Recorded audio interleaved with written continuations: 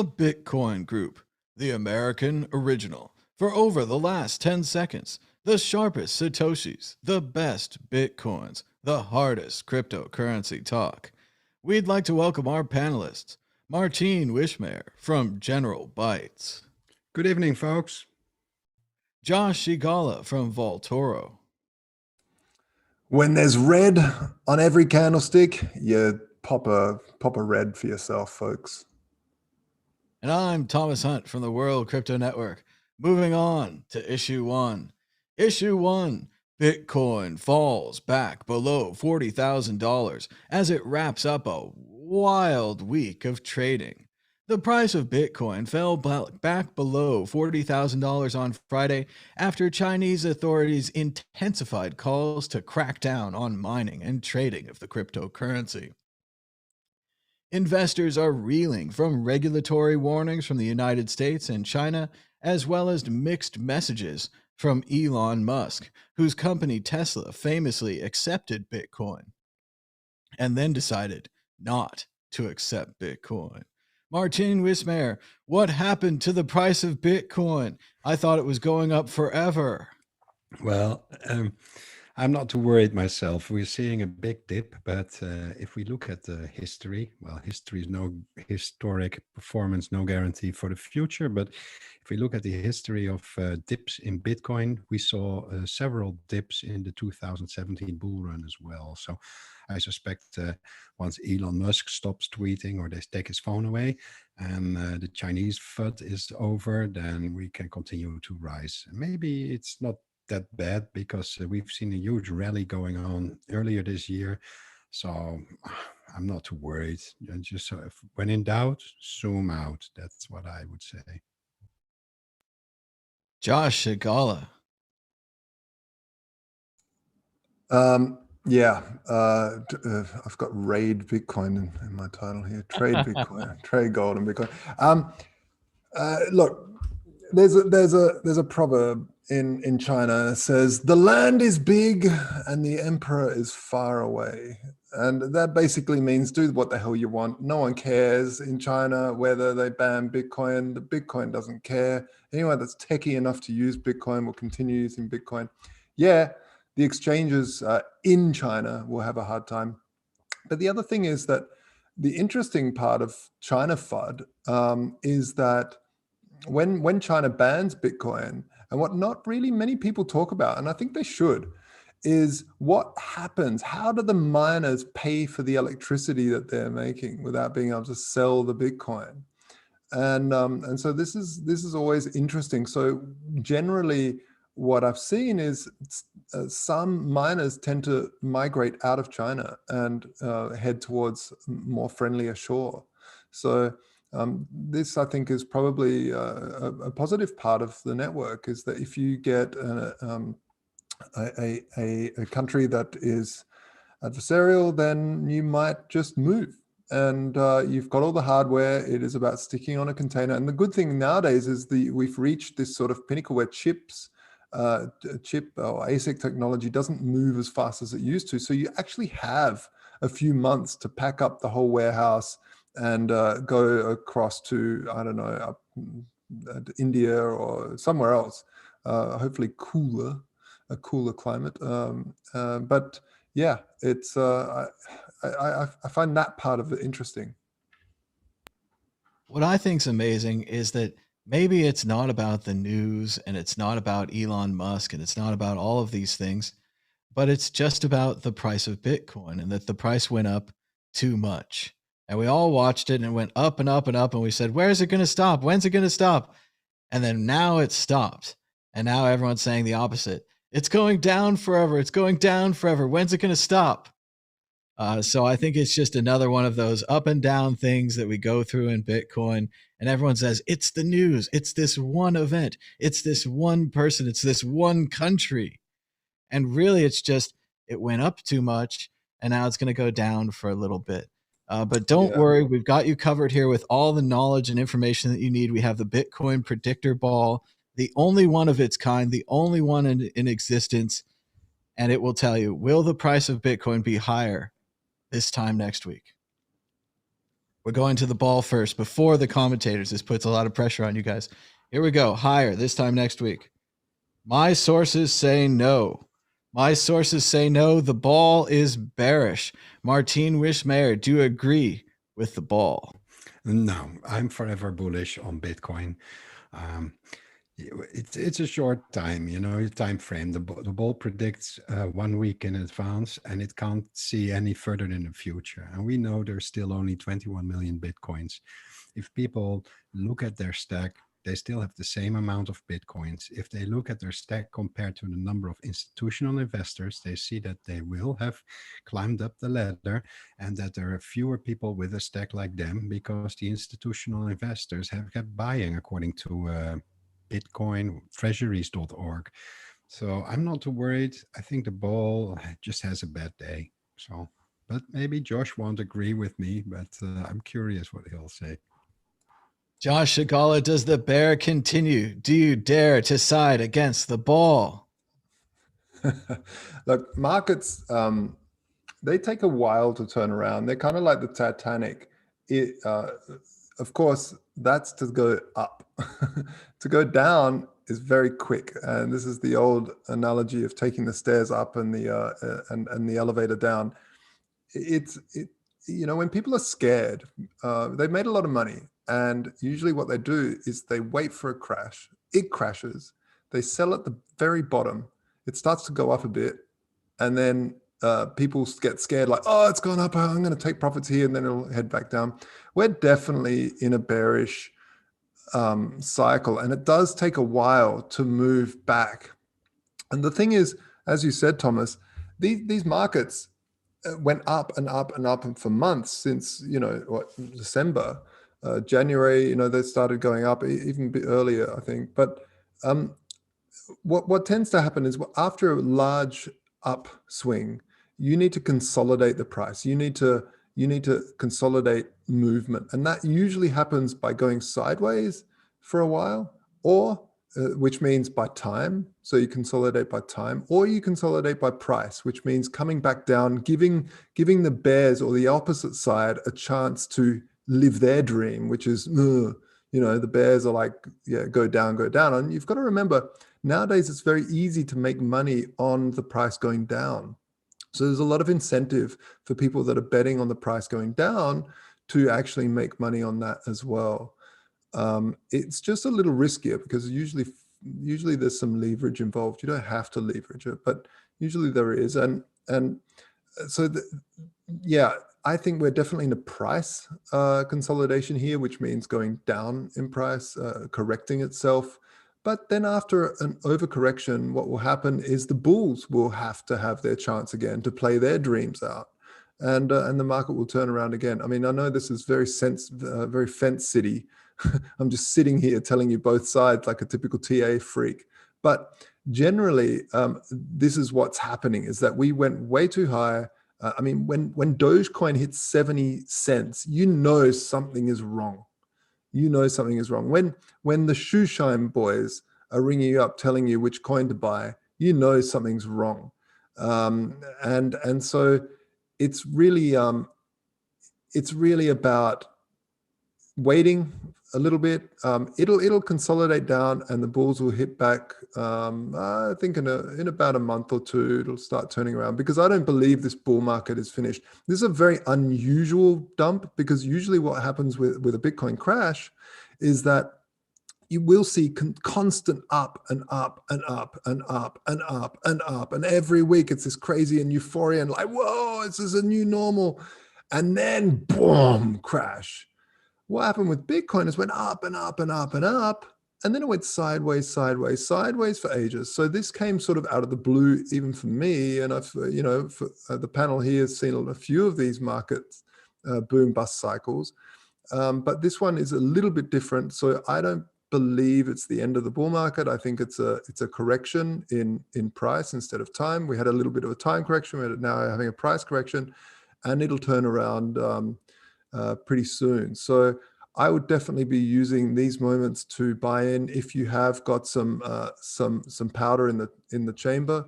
If you've managed to take some profits and wait for it to dip, or you're earning money and you're averaging in, this is definitely a time to continue that.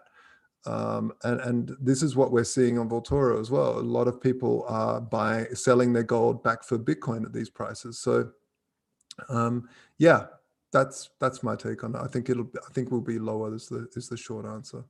I think it's time for my yearly retelling of all my Great Depression jokes. So, of course, how did you grow broke, Mr. Rockefeller? At first, slowly, and then all at once. So just reminding people of what Josh said there, that you still have the same number of Bitcoin or the same 0.001 or whatever you had before that you had yesterday. But the sentiment has changed, right? You used to own roaring Bitcoin and it was going to the moon and everyone was going crazy. Now you own crashing Bitcoin and it's on sale and everyone can't get out of it fast enough. And suddenly the people that took profits are the smart ones, not the ones hodling forever.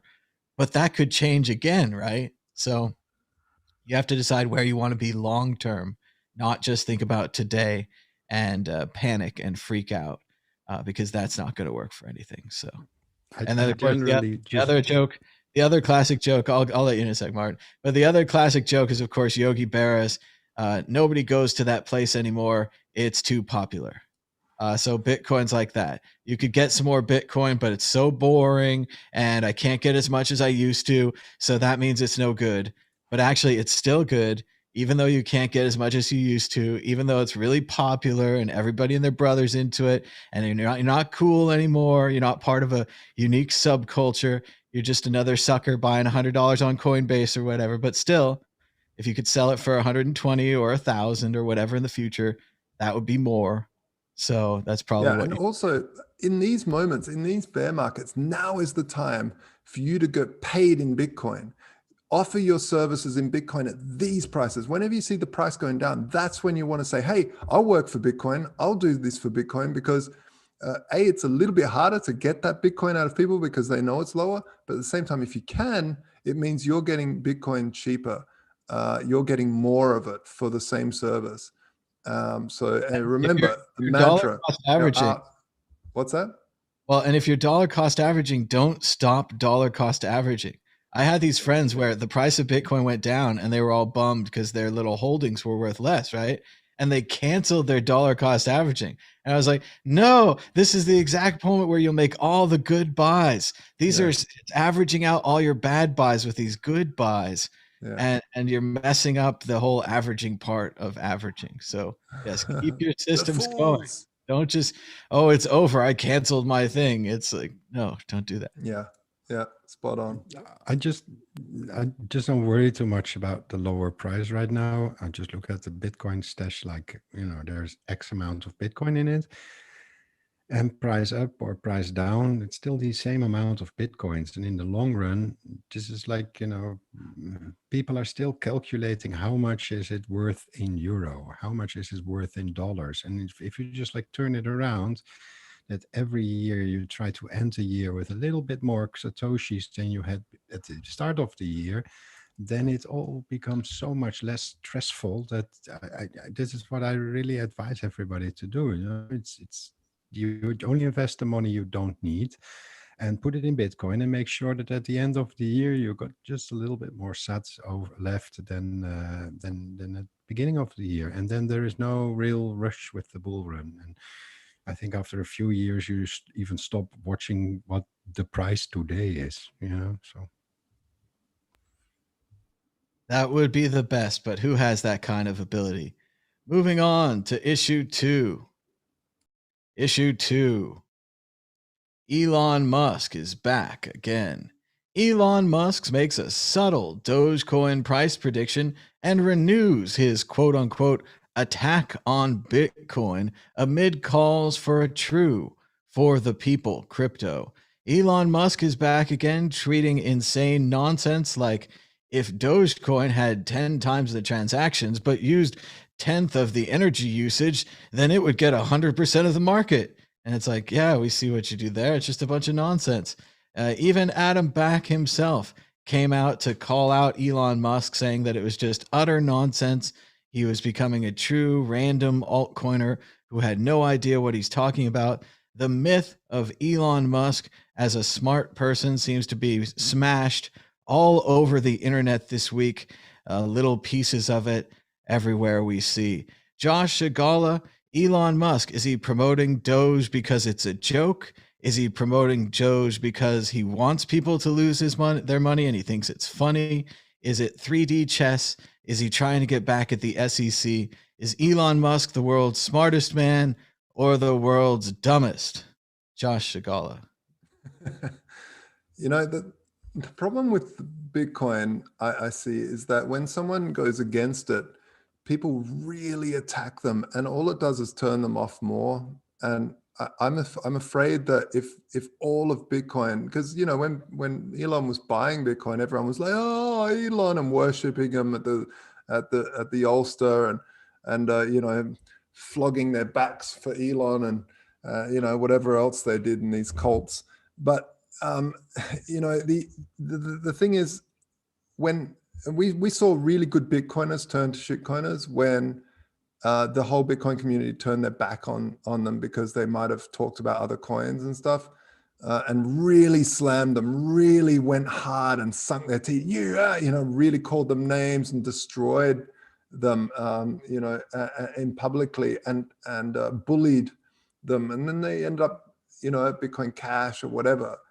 I think it's really good to continue being polite and just showing what Bitcoin can do and how it can do it better, without resorting to bullying by a massive community. Of course, I'm just one single word. I can't change the weather of which is basically what the Twitterverse is it's its own organism.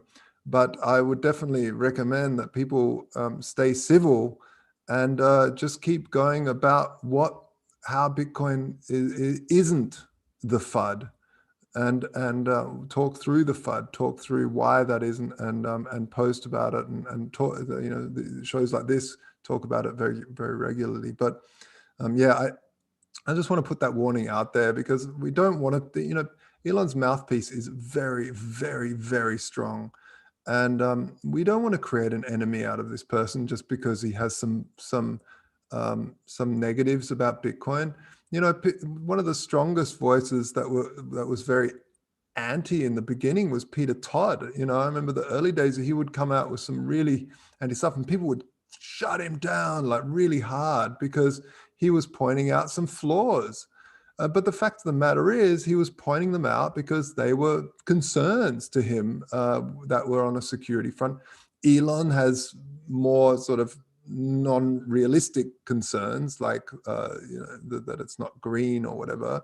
But I think it's I just don't want to make an enemy of the guy, because he is when he says something, he moves markets, and you don't want an enemy like that.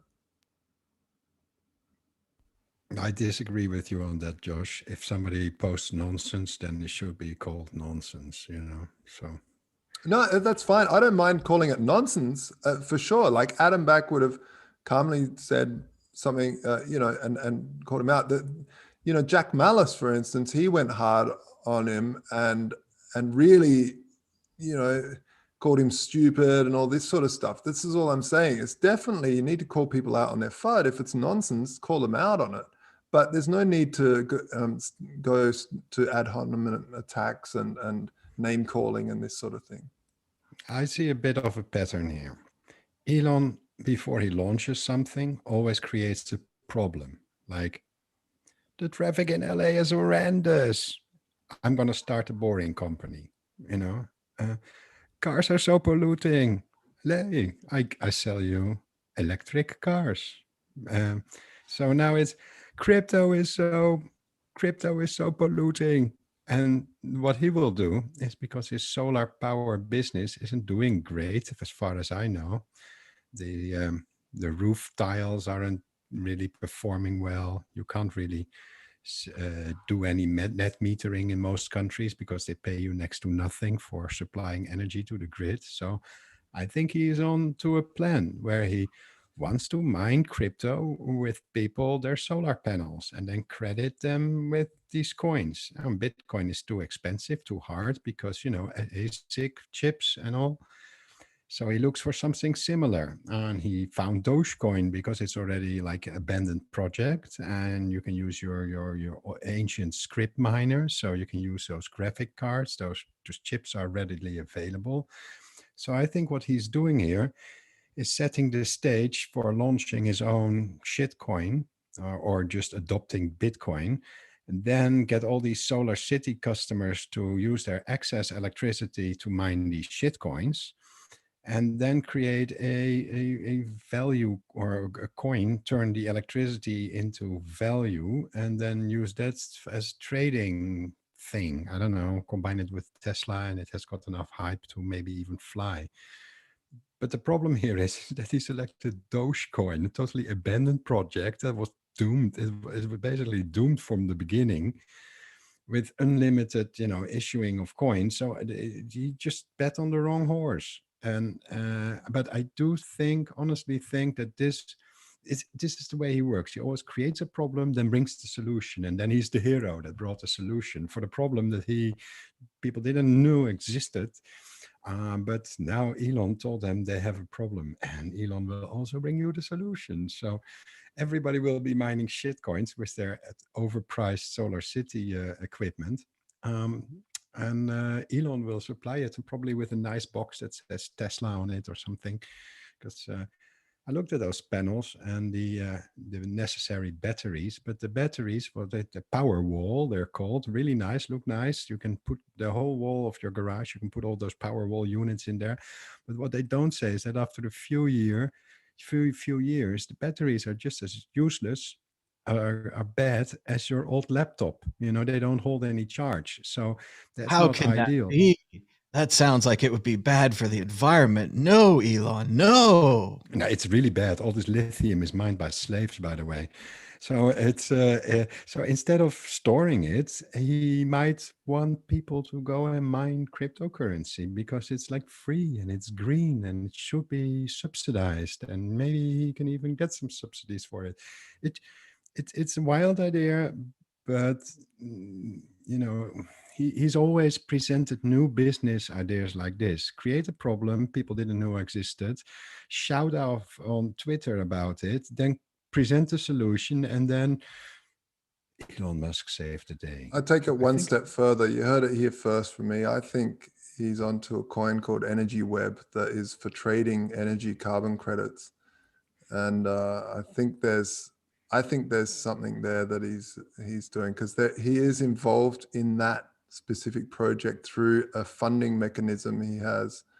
So I think there's something there. I don't know. Enron 2.0? Probably. There's also been rumors that around the time Elon started tweeting about his kids buying Dogecoin, that a large account started buying Dogecoin and now has something like $26 billion in Doge and isn't selling.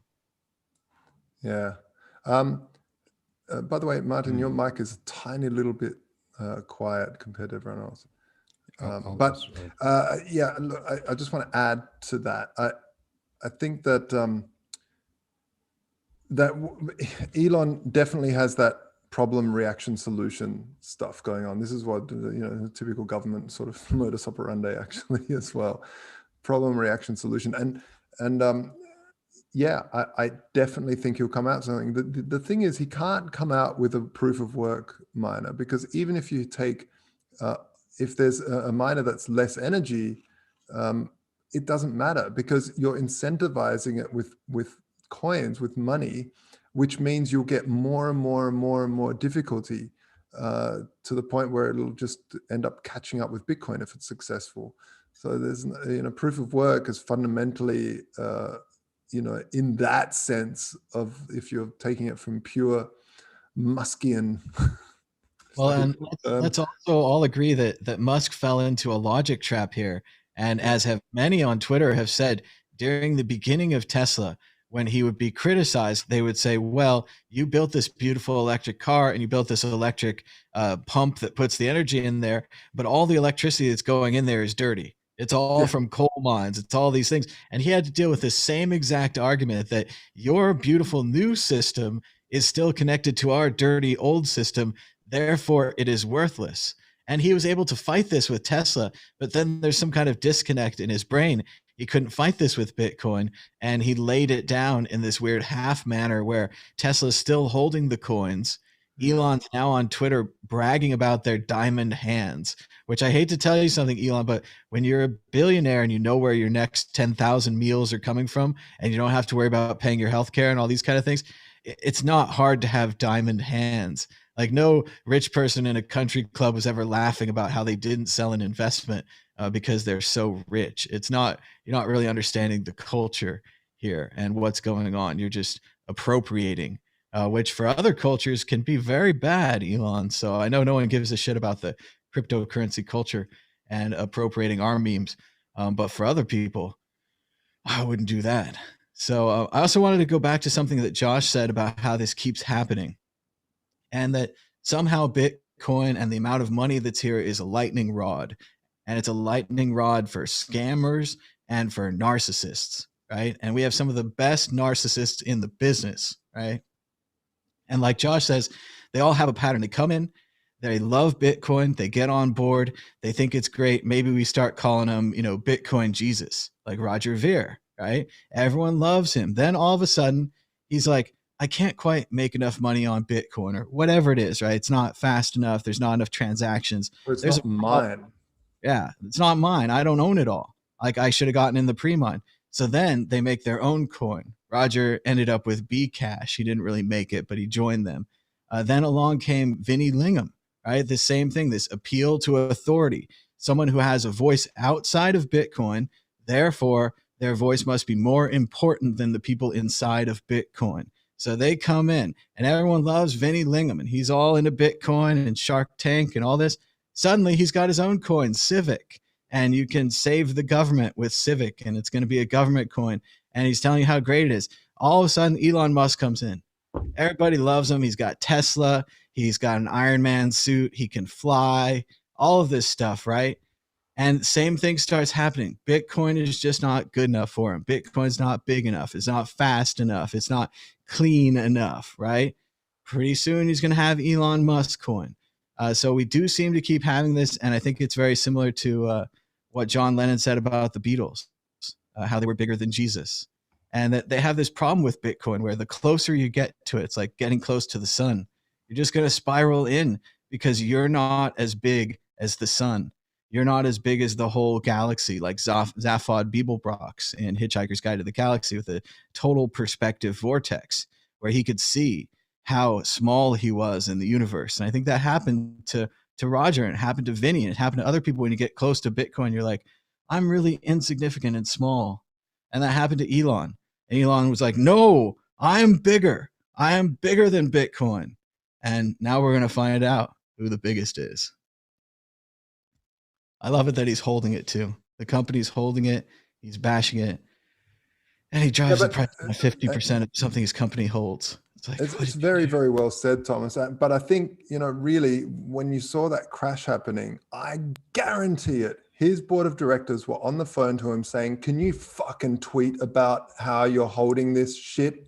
We've just lost $1 billion, Elon, with your phone. Can you put your phone down?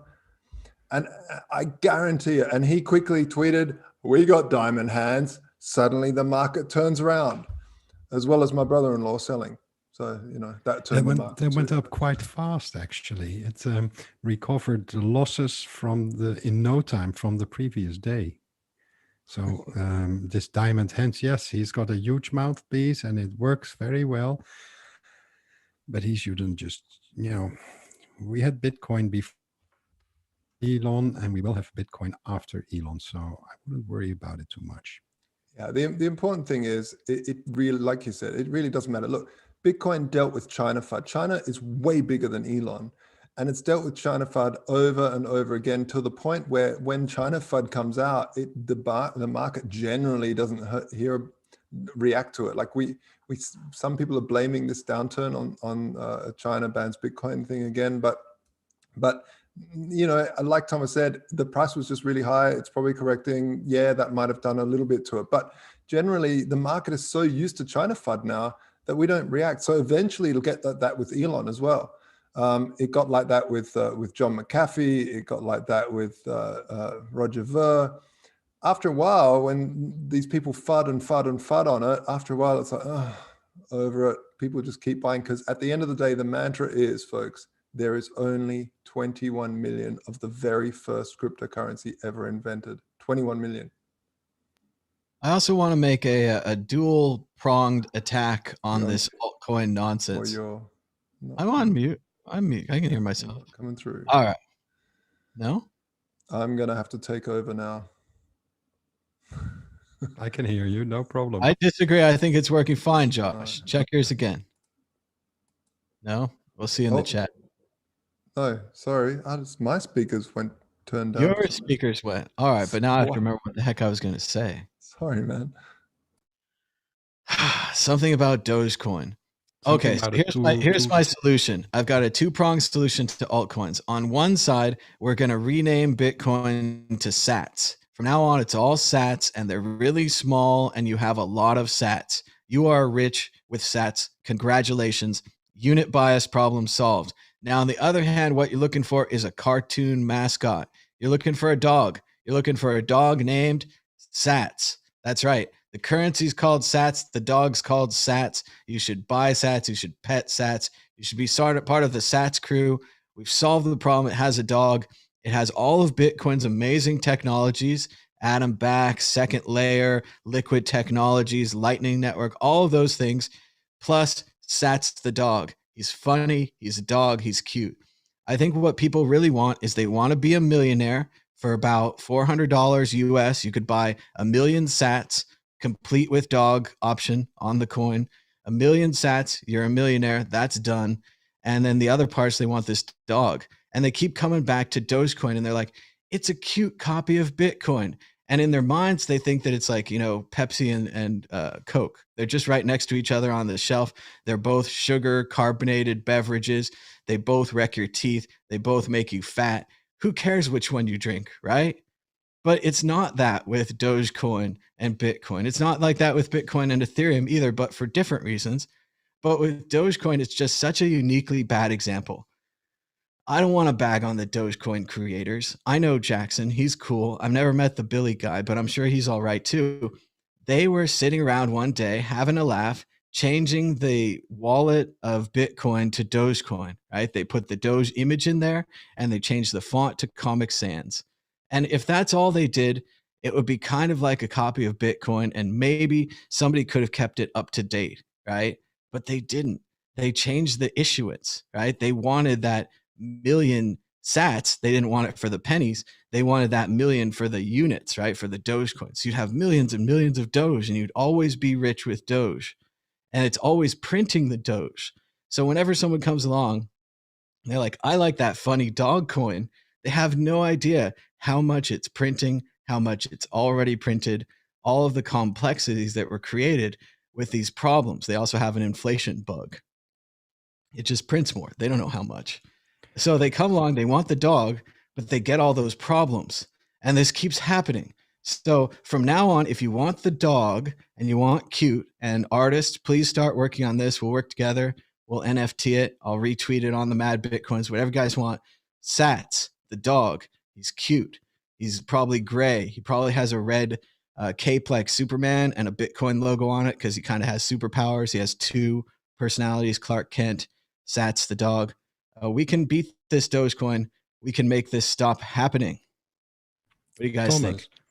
The inflation bug you mentioned in Dogecoin, did they never fix that? I'm not sure if they fixed it. I know from the thing that Dogecoin hasn't been worked on in 3 years.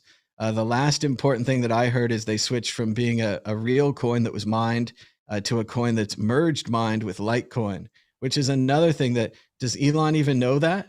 Does he even know like Dogecoin is not even a real coin? It rides around like a spaceship on top of an airplane. It's like, I'm a real spaceship. You're a spaceship on top of an airplane. You're not going anywhere. Like spaceships.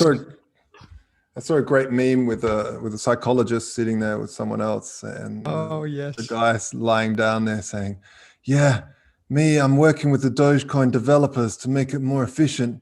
And the psychologist is like, are these developers in the room with us right now, Elon? Yeah, and it's an empty room, just a patient and a psychologist. It's fantastic. Good meme. Well, and I hear what they're saying. They're like, we want a coin without all the Bitcoin baggage, right? We want just the Doge, none of the weirdos, none of the scammers and all the things. But it's like, if your coin ever becomes valuable, you'll attract the scammers. If your coin ever becomes valuable, you'll attract the hackers. Then you're going to need the smart talking people to find your solutions for the hackers. And then you're right back where you were. You're surrounded by scammers and hackers. And the only thing that you've changed is that you have a cute dog as your logo. That's why the new logo of Bitcoin is Sats. Sats the pup. Sats the coin. Sats, Sats, Sats. We're done. Sats. By the way, Keep I stacking think them. just to round this off before the exit question, Elon, I feel is like,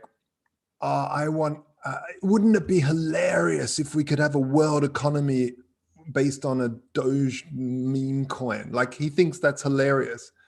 But the fact of the matter is, the true Bitcoiners and us think, wouldn't that be hilarious if we could get a cryptocurrency to be the world? That is funny enough, Elon. You don't need one with a funny coin dog on it. Yeah, like that's actually doing a worse job than most governments in terms of inflation.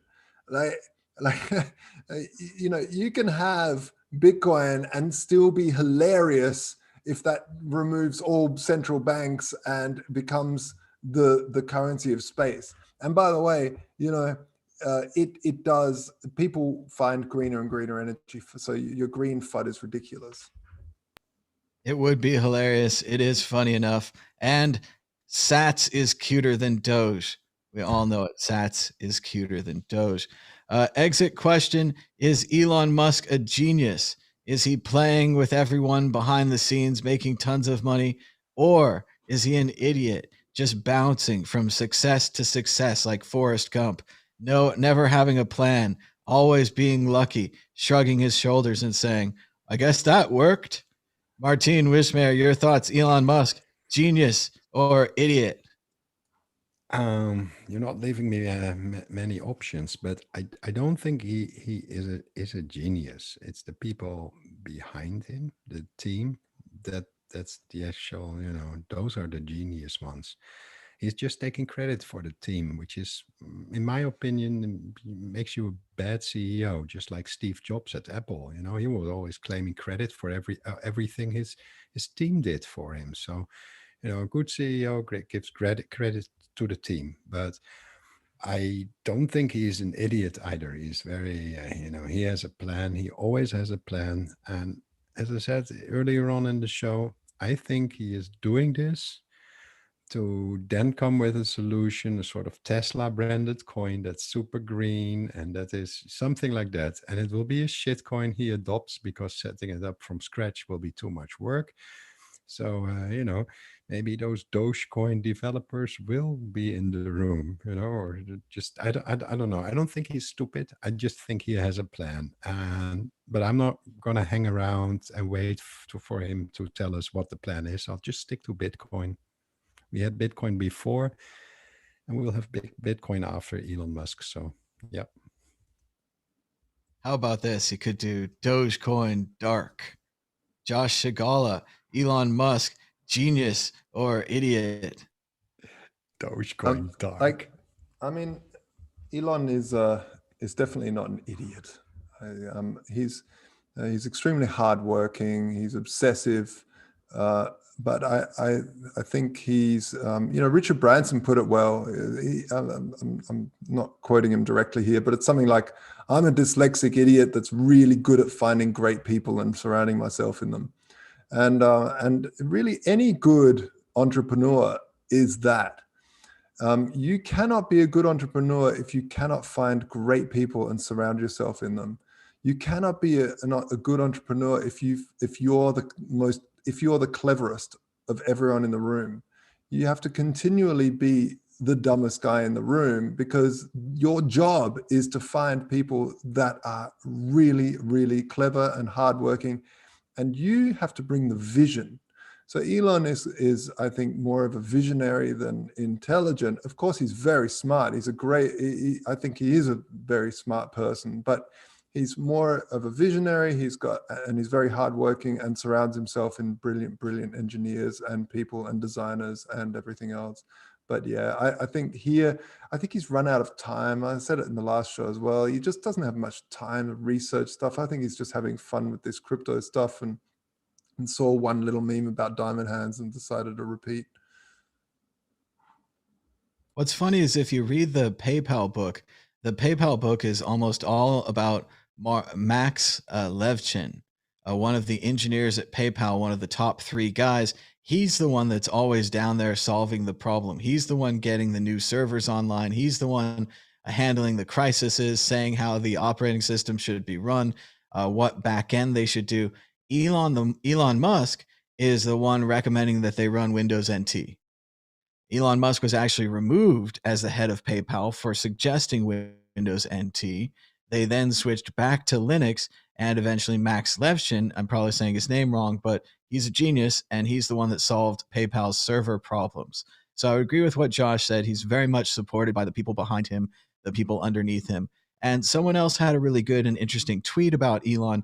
They said that he's surrounded by yes men, and these yes men tell him that he's the smartest person in the universe every day. So when he says, my car should make fart noises even while it's in motion, they say, okay. When they say my car should play karaoke even while it's in motion, which I think is unsafe. I rode in a Tesla recently, and I think it's radically unsafe how much garbage they'll let run on the screen.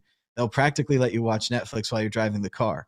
And that's into the kind of idea that would come from Elon, where he'd be like, it would be really cool if you could run Netflix while driving the car.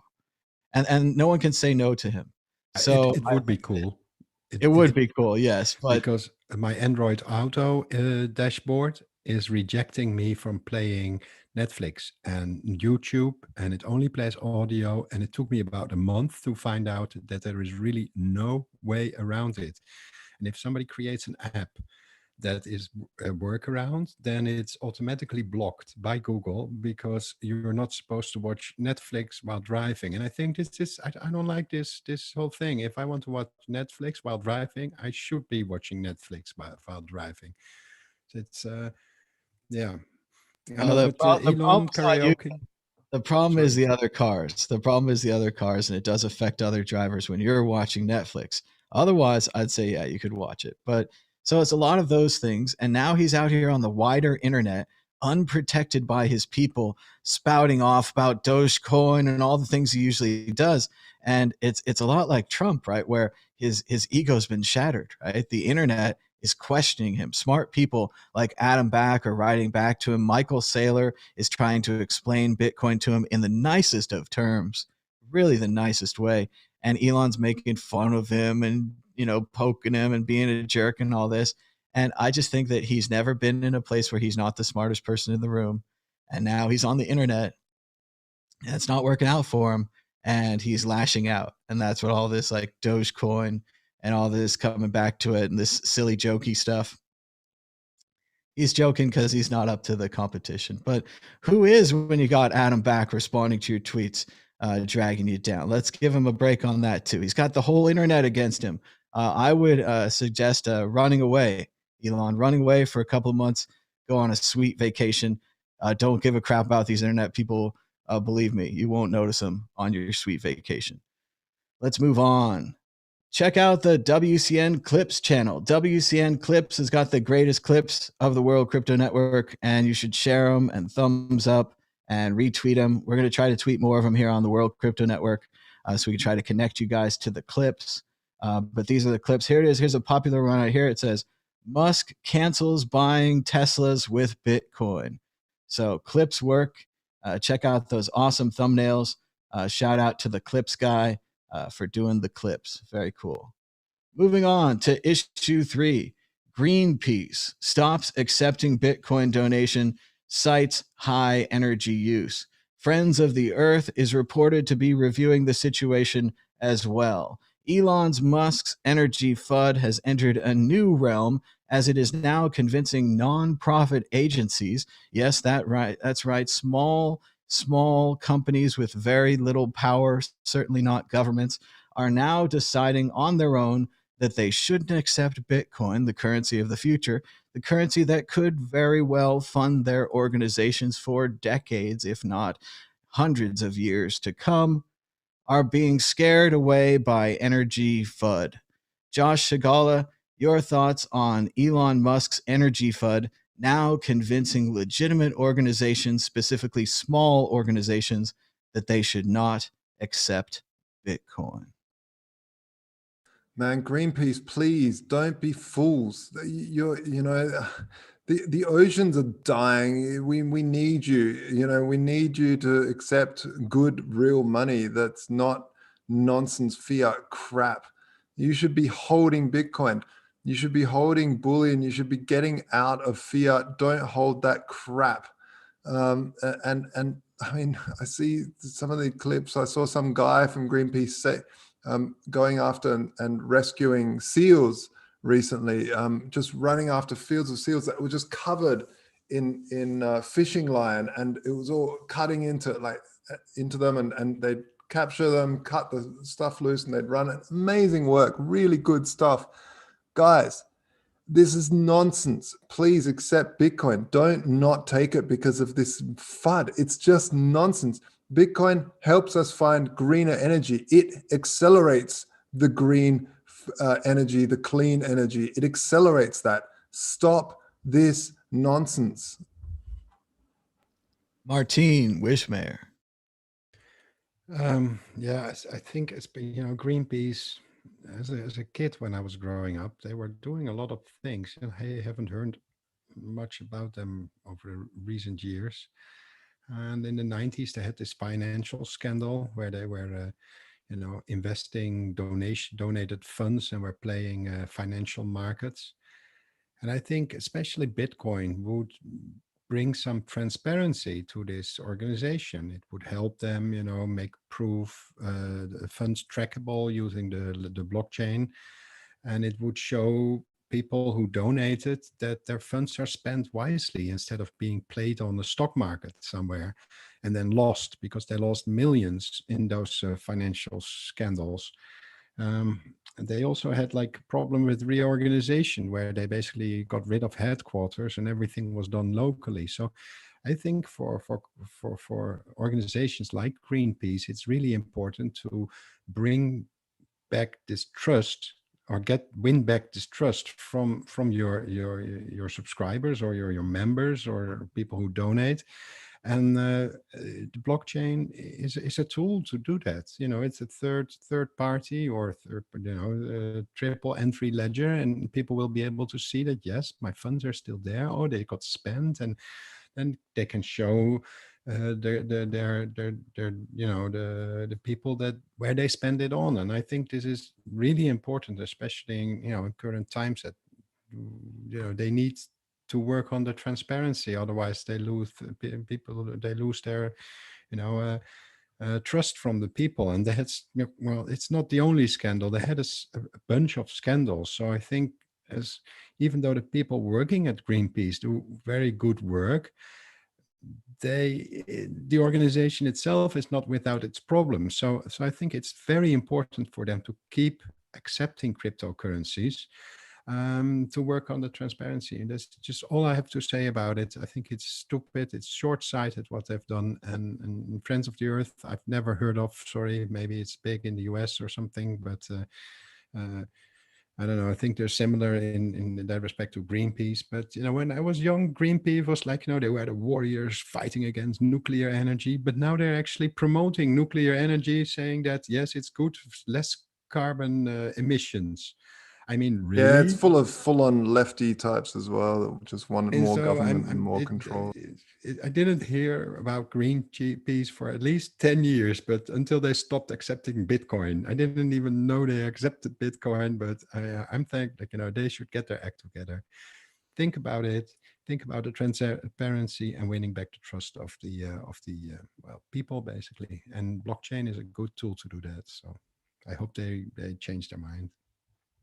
Oh, regardless of the goals of the agency, I think this is the true cost of the Elon Musk FUD.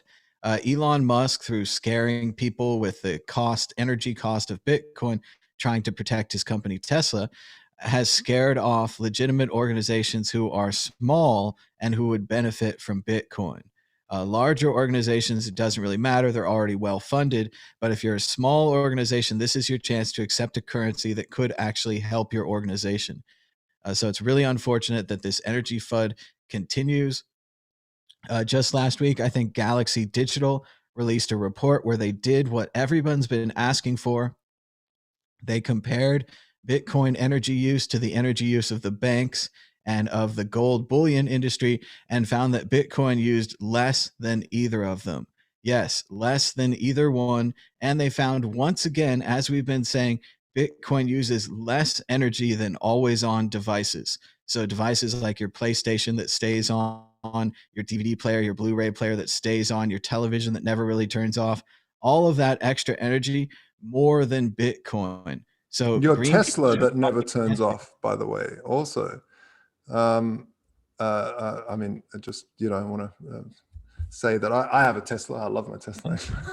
and all these things never turn off, and they never use turns more off. than It's Bitcoin. always on. And we get so much more than Bitcoin. We get a chance for this agency to accept donations anywhere in the world, no censorship, none of this, like, you're not accepting this. Or remember when PayPal and the credit card companies turned off WikiLeaks? That's one of the reasons a lot of us are here, because of the WikiLeaks organization got so much press for Bitcoin, as well as when they thought about taking it, when the EFF thought about taking it, when they stopped taking it. Imagine if the EFF had just held a bunch of Bitcoins. They could have not taken it, but they could have held the ones they had. Wired magazine had a bunch of Bitcoins. And again, this just keeps happening. These short-sighted organizations, and to see it from Greenpeace, which is supposed to be thinking about the environment, supposed to be thinking about 1,000 years or 100 years. Bitcoin is here to stay. You could save the environment more with Bitcoin. Let's move on to the exit question. Other organizations that should have held their Bitcoin include the United States government. Should the United States government have held their Bitcoin and built 50 Smithsonian museums, one in each of the American states? 50 states, 50 museums. Martin Wishmayer, should the United States have held their Bitcoin and built this incredible chain of museums?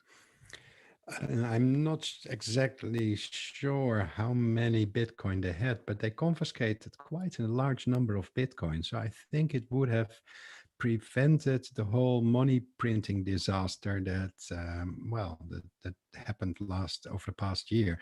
So yes, they should definitely have kept it. And I think from all the countries in the world, Bulgaria is one of the countries with most Bitcoin. I think it's because of the OneCoin scam or something, or another Ponzi they rounded up at the time, but they have a huge number of Bitcoin. I'm not sure if they sold it or not, but if they haven't, then, it solves all the problems. So I think it's wise for governments to hang on to the Bitcoin. Unfortunately, what we see is they either sell it off by auction, or in the Netherlands, if they confiscate Bitcoin, they immediately sell the Bitcoins. They just sell them immediately the same day.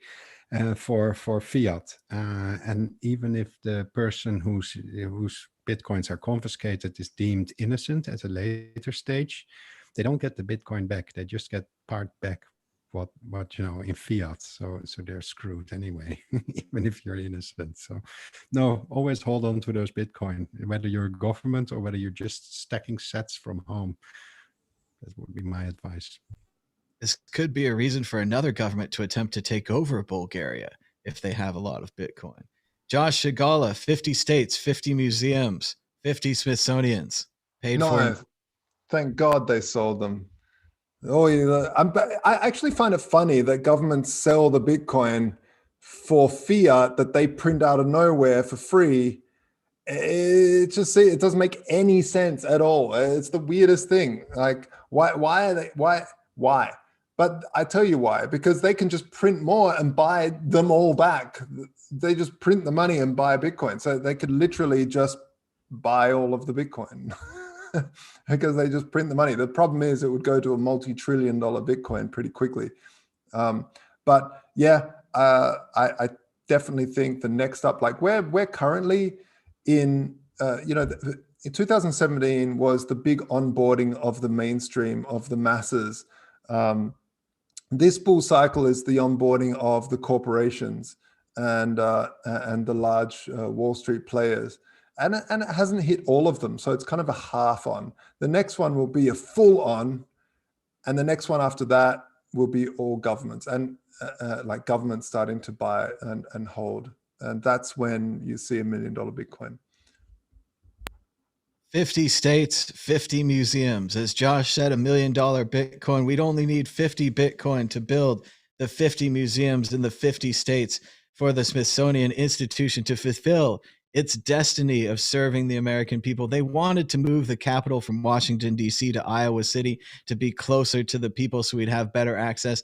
They didn't do that. The least they can do is give us 50 Smithsonian museums in 50 states, end the penny, end daylight savings time. Thomas Hunt for president. Let's move on to the next issue. Issue 4, China FUD, because no one really cares. Bitcoin caps tough week with China's boring clampdown on crypto. Yes, China, blah, blah, blah, blah, blah, is something, Bitcoin mining, blah, blah, backing their people, won't let them use Bitcoin, blah, blah, blah. They're doing it again. Okay, so every 6 months to a year here on the Bitcoin group, we cover China FUDing Bitcoin again. And every 6 months to a year, the Chinese government probably buys Bitcoin. And just like they're saying about Tesla, China loves to dump on the price before they buy. So here it is again, your chance to sell your Bitcoins to China, because we know the US government's too stupid to be buying them, even for a noble cause like 50 Smithsonian museums in 50 states. Let's go to Martine Wismar. Your thoughts on China FUD again, blah, blah, blah, blah, blah. The media is still excited. The media cares. I mean, what's there to say? It doesn't even register with me. As far as I'm concerned, people in China, they just mine and they just trade anyway. And there's probably a reason for the Chinese government to like try to push their own digital shitcoin instead of having the people's currency, Bitcoin. So there's what China says and what China does is two entirely different things in my experience. The same thing with exporting currency out of the country. Traditionally, people went to Macau. They took they couldn't take suitcases full of cash. So what they would do is they would go in China to a local agent. They would give them the local currency, and then they would get these casino chips. They would take those to Macau. They would only play one round of roulette, then immediately go back to the cashier, cash out all the tokens or the chips, casino chips, and then they would have a bank account would be opened for them. That was their way of getting money out of the country. Nowadays, I would assume this is like a bit old-fashioned. They crack down on Macau a bit, so Bitcoin is the way to do it. You just buy Bitcoin, and the Bitcoin is free, and the money can flow anywhere where it's better treated than in China. So I understand they want to crack down on this, but is it still news? Nah. No. Would it influence my decision to sell Bitcoin? No way. No, just hold, ignore it. Nothing to see here. It's just a new China FUD. So, Josh Shigala, there aren't even any words on the script. It just says blah, blah, blah, China, blah, blah, blah. Yeah, I pretty much everything that Martin just said, I agree with. You just don't worry about it. Keep holding, move along. Nothing to see here. It really doesn't matter. Now, what about the timing? We need to address the timing a little bit here, because it seems like all the bad things happen at the same time, or a lot more likely, one bad thing happens, other people have bad things ready to go on the shelf for this, and they bring up the bad things. So, Josh, I'm going to give you a chance. Is it all a conspiracy? Elon Musk, Dogecoin working hand in hand with the Chinese government to crash the price of Bitcoin? Or Is it a cascading problem where one thing starts and then they say, hey, maybe we can launch this? And then Thomson Reuters has a bunch of articles about the energy usage of Bitcoin, and they launch those at the same time as China has a bunch of articles. And then China starts selling and the market starts going and everyone follows the market, and it's all cascading. Or it's all the work of Dr. Evil ruining our Bitcoin weekend. No, it's no Dr. Evil. I mean, it honestly is just a bunch of stuff that generally how markets work when we're in a hype cycle and things are going good, or only positive news. This person's accepting, that's happening. This person made $1 billion. This person's lost his wallet and is now a billionaire, but now a nobody. It's just constantly good. And when the market turns, the media has to find the negatives. Bitcoin's gone, it's dead, it's finished. Put the media, it's using way too much energy. It's blah, blah, blah. And really, it just doesn't matter. There's only 21 million units of this stuff. Just get some. And when it's down, get some, because now it's on sale. Hey, if the jeans shop down the road was at 50% off, and it was the same pair of jeans that you really liked, wouldn't you go and buy them? It's a very boring story to just say markets go up like this, right? Markets don't go straight up. They go up like this. Over to you, Martin. Like, there's nothing else to say. That's it. No, that's it. All right, let's move on. I think we did it. That was the exit question of issue 4. Just like to remind everyone once again to check out the WCN Clips channel. Just Google WCN Clips, click subscribe, click share. These are great for sharing on YouTube or Twitter or Facebook. Send them to your friends. They're like small versions of World Crypto Network shows that you can watch. And then maybe it's so good you'll watch the whole show. So WCN Clips, subscribe today. And we'd like to go to predictions or story of the week. Martine, are you ready with the prediction or story of the week? No real prediction, no real story this time, but I just wanted to say my World Crypto Network shirt, the Bitcoin Not Bombs one, I'm always almost grown out of mine because of COVID. I got so fat, so I'll order new ones. And even though I washed this one so many times, it still has perfect print. So it's a good quality shirt. You can get them online at the shop. And don't forget to order. And if you're unsure about your size, just order 2 of them and give one away for free to somebody else you like and want to donate a Bitcoin shirt. By the way, fashion tip, if you're a bit larger like me, get color black because it makes you look slimmer. So, color black, my favorite. That's all for this week. Excellent point, Martin. I could have gone for the bigger size as well.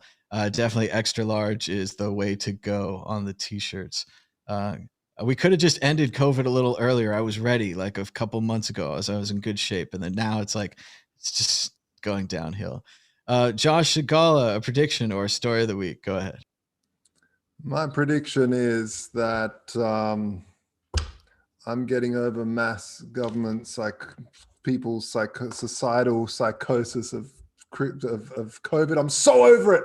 Just stop it, everyone. Just stop it. I'm over the nonsense. Oh, I can't stand it anymore. I can't stand it. Get a clue. Get a clue, everyone. That's my story of the week.